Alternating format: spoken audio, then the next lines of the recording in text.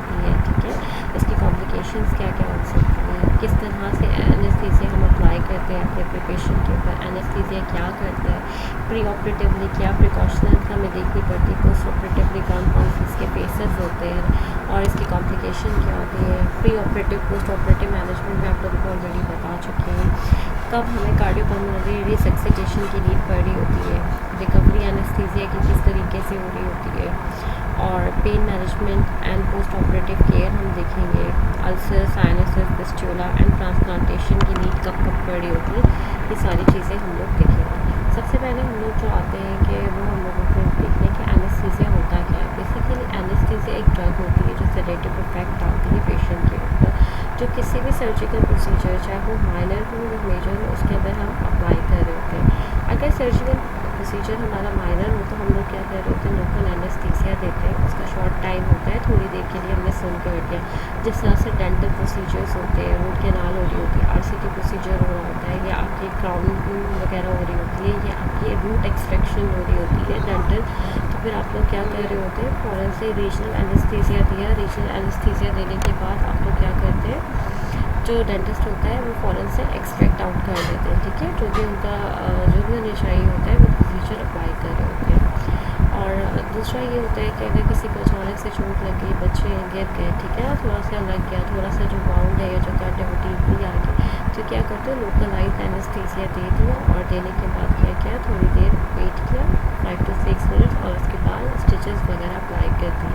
लेकिन कुछ major procedures होते हैं, ठीक है, जिसके अंदर हमें थोड़ा सा हाई लेवल की डोज देनी पड़ती है। बेसिकली नाइट्रिक ऑक्साइड होता है जो इन्हेलेशन एनेस्थीसिया में यूज़ होता है, रेडिकल होता है, फार्माकोलॉजी आप लोग ऑलरेडी डिस्कस कर चुके हैं कि कौन कौन से केमिकल एजेंट्स जो है वो यूज़ हो रहे होते हैं।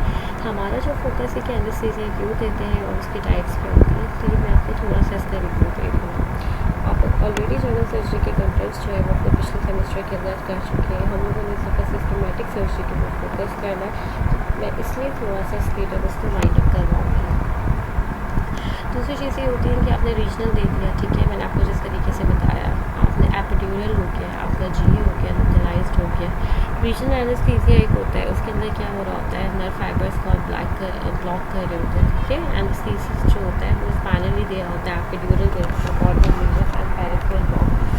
अब रीजनल के अंदर क्या होता है कि फॉर एग्जांपल किसी का सी सेक्शन प्लान है, या hysterectomy removal of the uterus plan है, या विटेंस की प्लान है, तो उसके अंदर क्या होता है, आपको जो है ना वो स्पाइनल एपिड्यूरल वगैरह दे रहे होते हैं, स्पाइनल एनेस्थीसिया।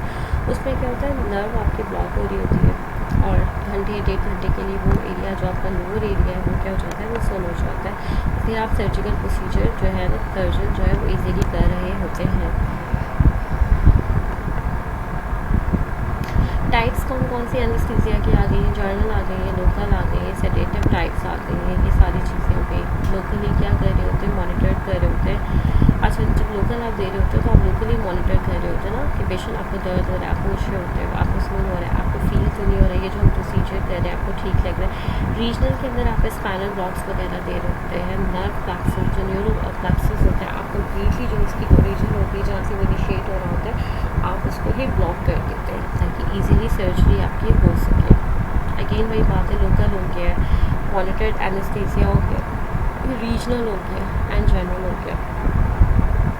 लोकली बहुत माइनरली हर क्लिनिक पे हर बंदा अप्लाई कर सकता है। मॉनिटर्ड एनेस्थीसिया में जो है ना वो थोड़ा सा आपको जो है वो केयर करनी पड़ रही होती है, पेशेंट का मॉनिटर करते हो, प्रिपेयर करते हो जनरल एनेस्थीसिया के लिए needed, patient responsive and maintain Airways भी आप कर रहे होते हो। रीजनल के अंदर आप ब्लॉक्स दे रहे होते हैं, एपिड्यूरल्स दे रहे होते हैं, एपिड्यूरल्स दे रहे होते हैं, स्पाइनल्स दे रहे होते हैं, ठीक है। अगर लोअर लिम्ब की कोई भी सर्जरी प्लान हो, जिस तरह से अगर किसी को एम्पुटेशन करवानी हो अपने लिम्ब की तो फिर आप रीजनल की तरफ जाओगे। अगर किसी को नॉर्मल डिलीवरी भी करवानी हो तो आप एपिड्यूरल इंजेक्शन आजकल वेरी मच कॉमन जो कि आप दे रहे होते हैं, जो कि लेबर पेन को क्या कर रहे होते हैं, शॉर्ट कर रहे होते हैं और कम फीमेल को जो है वो फील हो रहा होता है और ईजिली नॉर्मल डिलीवरी हो जाती है। इसके अलावा सी सेक्शंस पे भी आप एपिड्यूरल वगैरह स्पाइनल्स दे रहे होते हैं, L4 L5 के लेवल पे आप जो है जो एनेस्थीसिस्ट होता है वो ये दे रहा होता है। दूसरी बात जो सबसे ज़्यादा डेंजरस होता है, जो सबसे ज़्यादा जिसके अंदर केयर ज़रूरी होती है, जो सबसे ज़्यादा कॉम्प्लिकेटेड होता है, जो सबसे ज़्यादा जो टॉपमोस्ट होता है जर्नल, जो मेजर सर्जरीज़ के अंदर दिया जाता है, जिसमें टोटली पेशेंट क्या होता है, अनकॉन्शियस होता है और उसके अंदर जो है सर्जन मेजर सर्जरीज कर रहे होते हैं। जिस तरह से आपका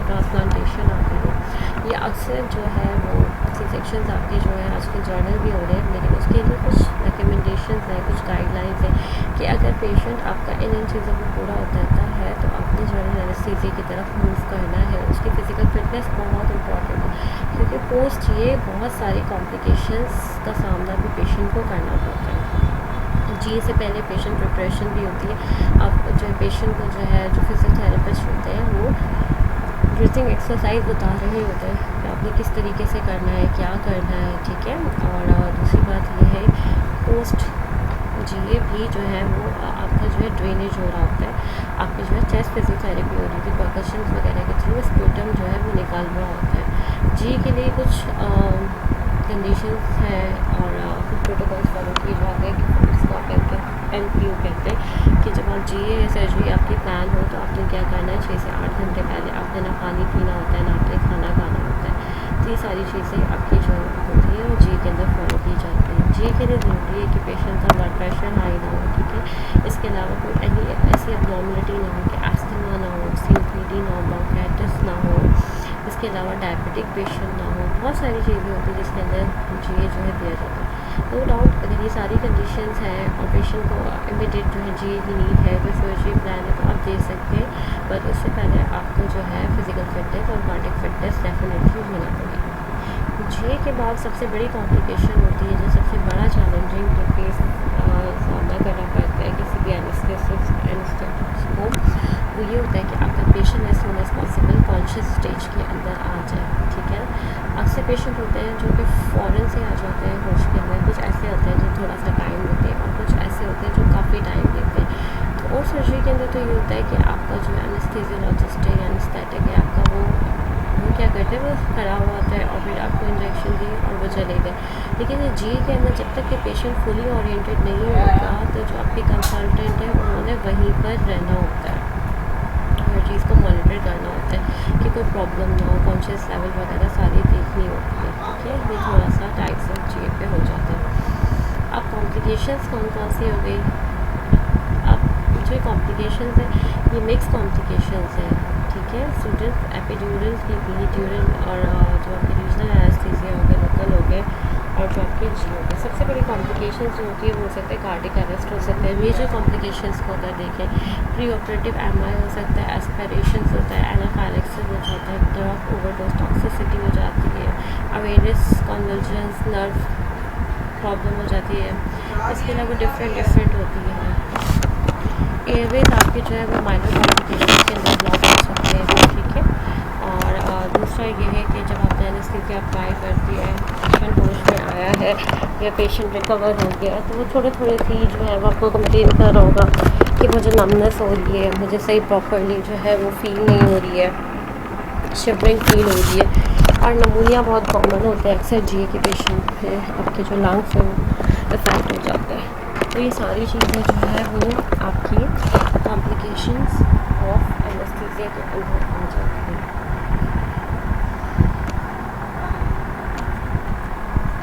ये सारी चीज़ें आपने देखनी होती है। तो यहाँ तक हमारा जो है ये टॉपिक कवर हो चुका है जो कि रिलेटेड है एनेस्थीसिया से।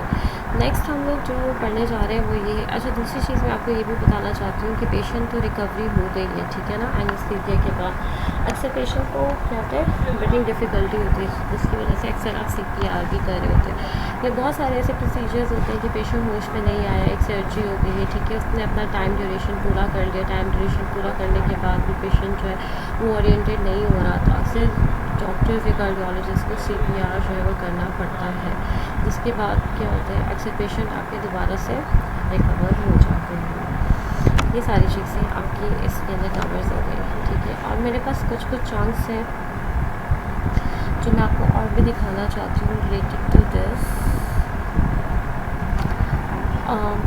ये फिगर आपके सामने आई होगी जिसमें ये कि जनरल एनेस्थीसिया से पहले आपको क्या क्या चीज़ें करनी पड़ती है, असेसमेंट करनी पड़ती है, मॉनिटर करना पड़ता है ड्रग्स को, फ्लूइड्स को, एयरवे आप प्रॉपरली आपको इंडक्शन मेंटेनेंस इमर्जेंसी। हम अपना जो टॉपिक कवर करने जा रहे हैं कि साइनसेस क्या होते हैं, हमने हमेशा से सुना है आपको साइनस साइनस का प्रॉब्लम है, साइनस होता क्या है। बेसिकली जो साइनस होता है वो connected system of hollow cavities होता है आपके स्कल के अंदर। जो लार्जेस्ट साइनस कैविटी होती है वो तकरीबन इंच से ज़्यादा होती है और कुछ स्मॉलर्स होती है, ठीक है। इसके टाइप्स इस तरह के होते हैं, फ्रंटल साइनस होती है जो आपके फोरहेड में होते हैं, उसके बाद एथमोड साइनस हो गया जो आपके नोज़ के पैरेलली होते हैं, सेफेलॉइड साइनस हो गया, मैक्सिलरी साइनस हो गया, ये आपके जो है वो साइनसेस होते हैं। अच्छा, तो सबसे बड़ा जो आपका होता है साइनस होता है वो आपका मैक्सिलरी साइनस होता है जो कि सबसे बड़ा होता है। उसके बाद वाले साइनसेस आपके छोटे होते हैं, ठीक है। और यूजुअली क्या होता है, ये सॉफ्ट पिंक टिश्यू होता है जिसको आप म्यूकोसा कह रहे होते हैं। इसके अलावा जो है आपके लिए जानना ये ज़रूरी है कि साइनस जो होते हैं वो एम्प्टी होते हैं except for a thin layer of mucus के, सिर्फ एक बारीक सी झिल्ली होती है। इसके अलावा जो साइनस है वो आपके क्या होता है, यूजुअली जो है वो एम्प्टी होता है, ठीक है। इसका काम क्या होता है, ये जो स्ट्रक्चर है वो यूजुअली हेल्प कर रहे होते हैं हवा को ह्यूमिडिफाई करने के लिए, ठीक है, और उसको फिल्टर करने के लिए, बिकॉज ये एक बहुत थिन वॉल होती है तो एयर जो है वो ईजिली जो है वो चली जाती है, क्योंकि सेप्टम होता है जो कि डिवाइड कर रहे होते हैं नोज़ को। मोस्ट ऑफ द साइनसेस जो है वो ड्रेन हो रहे होते हैं नोज़ के अंदर थ्रू स्मॉल चैनल जो ड्रेनेज पाथवे के थ्रू, जिसको आप क्या कह रहे होते हैं, मेटल मेटस कह रहे होते हैं। आप अगर फॉर एग्ज़ाम्पल किसी को रिपीटेडली जो है वो जैसे कि मैं आपको एक एग्जांपल देती हूँ, अक्सर घर होते हैं जहाँ पे कार्पेट ज़्यादा होते हैं, कर्टन ज़्यादा होते हैं, तो क्या होता है ऐसे घरों के अंदर जो लोग रह रहे होते हैं या बहुत ज़्यादा फोमी फर्नीचर्स होते हैं जो डस्ट कैप्चर कर रहे होते हैं, विंडो वेंटिलेटेड बेशक एरिया हो लेकिन वहाँ पे डस्ट बहुत ज़्यादा आती है, तो क्या होता है उन कार्पेट्स के अंदर, उन कर्टन्स के अंदर, उन बेड्स के अंदर या उन सोफास के अंदर जो कि पे फैब्रिक वाले होते हैं, तो क्या होता है मट्टी जम जाती है। और फिर क्या होता है रिपीटेडली जब आप चल रहे होते हो, ठीक है, कोई एकदम से बैठा हो तो मट्टी हो रही है या वैसे भी जो है ना जर्म्स वगैरह उधर होते हैं, तो बैक्टीरिया क्या करते हैं थिन लेयर के ऊपर जाके एक्यूमुलेट हो जाता है। एक्यूमुलेट होने के बाद वो क्या करवाते हैं, इन्फेक्शन करवाते हैं। इन्फेक्शन के बाद वो उस एरिया को इन्फ्लेम कर देते हैं, जिसको आप टिपिकली कह रहे होते हैं साइनसाइटिस, ठीक है। उसके कुछ फीचर्स होते हैं जिसमें सबसे बड़ा फीचर होता है आपका हेडेक हो रहा होता है। हेडेक आपको जो फील हो रहा होता है, आपको फ्रंटल हेडेक हो रहा होता है, आई बोन के अंदर आपको पेन फील हो रहा होता है, चिक बोन के अंदर आपको पेन फील हो रहा होता है, और बहुत टिपिकल सी प्रेजेंटेशन होती है। साइनसेस जो है आपके फिल्ड हो जाते हैं, उसकी जो कैविटी है वो डस्ट वगैरह जर्म्स की वजह से फिल हो जाती है, और फिर क्या हो जाती है इन्फेक्शन लीड्स टू इन्फ्लेमेशन, और फिर वहाँ पे क्या होता है पस वगैरह बन जाते हैं, और इस इन्फ्लेमेशन को क्या कहलाते होते हैं, आप साइनसाइटिस कहला रहे होते हैं। तो वो समटाइम्स एक्यूट भी होती है, समटाइम्स क्रोनिक भी होती है। एक्यूट साइनसाइटिस साइनस इन्फेक्शन होते हैं जो कि वायरसेस, बैक्टीरिया और फंगाई की वजह से हो रहे होते हैं, और उसके अंदर जो नेज़ल कैविटी है वो इफेक्ट हो रही होती है और इन्फ्लेमेशन हो रही होती है। More mucus, nasal congestion, discomfort cheeks के अंदर हो रही होती है, फॉरहेड जो मैंने आपको बताया हेडेक हो रहा होता है, जिसका मोर कॉमन सिम्टम्स है। क्रॉनिक साइनसाइटिस को आपको क्या कह रहे होते हैं, क्रॉनिक राइनोसाइनसाइटिस भी कह रहे होते हैं। उसके अंदर क्या होता है परसिस्टेंट इन्फ्लेमेशन रह रही होती है, तो फिर क्या होता है डॉक्टर्स इंजेक्शन डाल के और वो पस को ड्रेन कर रहे होते हैं, बहुत गंदी प्रेजेंटेशन हो रही होती है। अक्सर आपने सर्दियों में देखा होगा, आपको 15 दिन हो गए, 20 दिन हो गए, आपको ठीक नेज़ल डिस्चार्ज हो रहा होगा, ठीक है ना, येलोइश टाइप का जो कि बैक्टीरियल टाइप का होगा, और आपको बहुत टिपिकली हेडेक हो रहा होगा, आपका फ्लू जो है आपको बार बार नोज़ आ रही होगी, कभी आपके अंदर जा रही होगी, कभी आपको बाहर पर फ्लू मतलब जो नेज़ल डिस्चार्ज हो रहा होगा, तो टिपिकली क्रॉनिक साइनसाइटिस हो जाती है। और अक्सर लोगों की हिस्ट्री भी होती है डेविएटेड सेप्टम, अक्सर आपने सुना था आपकी नाक की हड्डी टेढ़ी है जिसकी वजह से रिपीटेड आपको क्या होता है ये प्रॉब्लम आपके साथ हो रही होती है। नोज़ ब्लॉक हो जाता है, हे फीवर हो जाता है, इसमें एलर्जिक राइनाइटिस कहते हैं, एलर्जीज़ की वजह से। अक्सर आपने देखा होगा हल्की सी मट्टी हो रही है, किसी पैट से एलर्जी होती है, किसी चीज़ से एलर्जी होती है, मट्टी से एलर्जी होती है, तो क्या हो जाता है नेज़ल स्टिफनेस हो जाता है, स्नेजिंग इचिंग हो रही होती है। और इसका एक और रीज़न हो जाता है वो होता है नेज़ल पॉलिप्स होता है जो कि स्लो ग्रोथ होती है आपकी नेज़ल कैविटी के अंदर। They can be happen due to inflammation from asthma हो गया, ठीक है, क्रॉनिक साइनस इन्फेक्शन या नेज़ल एलर्जीज की फीवर वगैरह की वजह से हो गया। टर्बिनेट हाइपरट्रॉफी हो जाती है, जो नेज़ल के एजेस या सेप्टल है वो क्या हो जाते हैं इनलार्ज हो जाते हैं, जिसकी वजह से क्या हो जाता है एयर फ्लो को वो पास नहीं होने देते, थिन म्यूकस लेयर्स और ब्लॉकेज कर लेते हैं। अब बात आ जाती है कि कौन कौन से ऐसे टेस्ट हैं जिसके बाद आप ये डिसाइड कर सकते हैं कि आपका कौन सा साइनस जो है वो लार्ज है और क्या आप कर सकते हो।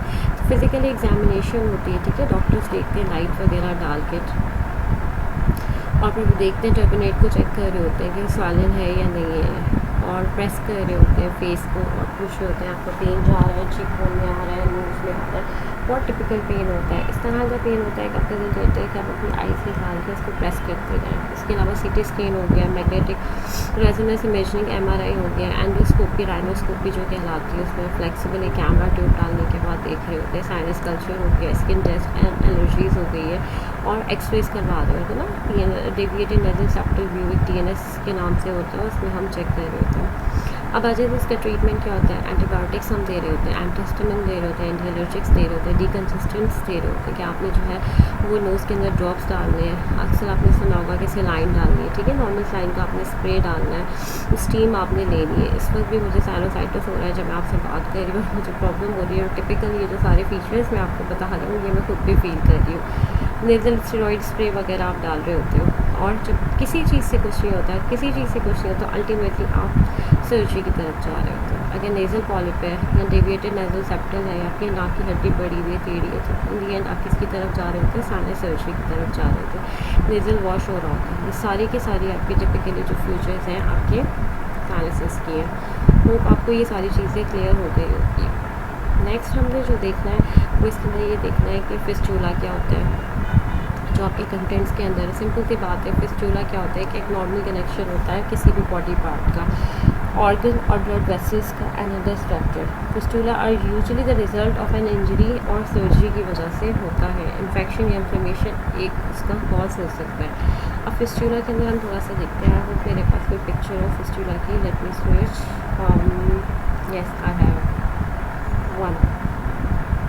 ओके, इसमें टाइप बताई गई है कि एक्सटर्नल फिस्टूला में क्या क्या चीज़ें हो रही होती हैं। फिर इंटरनल फिस्टूला किस किस टाइप की होती है ये लिखा हुआ है, ऑरोकोटेनियस, एंटीरोकोटेनियस, अपेंडिकुलर और थायरोग्लोसल, ब्रेकियल। और इंटरनल फिस्टूला ये एक्सटर्नली जो हो रहे होते हैं, ठीक है।